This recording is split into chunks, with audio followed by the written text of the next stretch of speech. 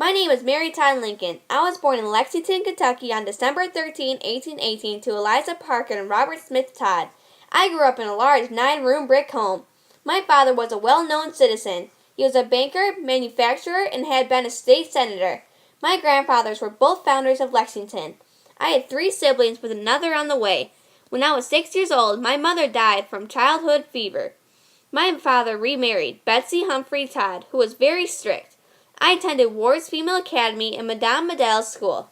In December of 1839, I met Abraham Lincoln at a ball. On November 4, 1842, I married Abraham Lincoln, or Mr. Lincoln, as I would call him, at my sister's home in Springfield, Illinois.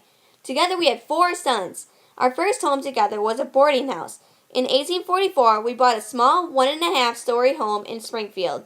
On February 1, 1850, our youngest son, Eddie, died from tuberculosis.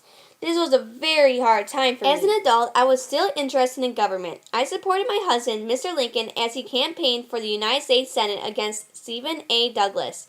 Mr. Lincoln did not win that race, but on March 4, 1861, Mr. Lincoln took office as the 16th President of the United States. 7 of the southern states left the Union and formed the Confederate States of America. On April 12, 1861, the Confederate States fired upon Fort Sumter, starting the Civil War. Not long after, the rest of the southern states joined the Confederate States. Mr. Lincoln ordered for the army of northern troops to save the Union. During the Civil War, I supported my husband and took care of my family. I cooked from scratch and sewed clothing for my family.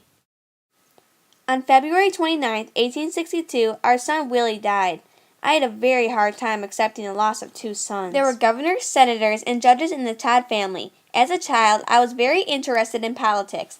I believe this shaped my interest in politics, where I was able to support Mr. Lincoln during his campaigns and also assisted me as the First Lady. As a child, I had seen slaves being sold in the town square. My father was against slavery, but he owned 3 slaves. They were like part of our family. I felt that it was wrong for a man to own another man. My grandmother Parker planned to free the slaves she owned, as she thought slavery was wrong. Mr. Lincoln was also against slavery and wanted it to end. Before the Civil War, both Mr. Lincoln and I thought that slavery could not be outlawed in states where it already existed. We did not want to see slavery spreading into new territories. The southern states did not believe this and eventually formed a new nation, the Confederate States of America. On April 9, 1865, the Confederate General Robert E. Lee surrendered to General Ulysses S. Grant of the Union Army. I was happy the slaves were free and the Union was saved. I invited Mr. Lincoln to the Forest Theater for a play. John Wilkes Booth shot Mr. Lincoln as we watched the play. Mr. Lincoln was carried into a bedroom in the house across the street. He passed away on April 15, 1865. Tad, another one of our sons, died on July 13, 1871, from lung disease. After the loss of another loved one, I became so ill. I moved back to Springfield to live with my sister Elizabeth. Mary Todd Lincoln died on July 16, 1882, of a stroke. 3 days after her death, the Springfield mayor declared a holiday in honor of Mary Todd Lincoln.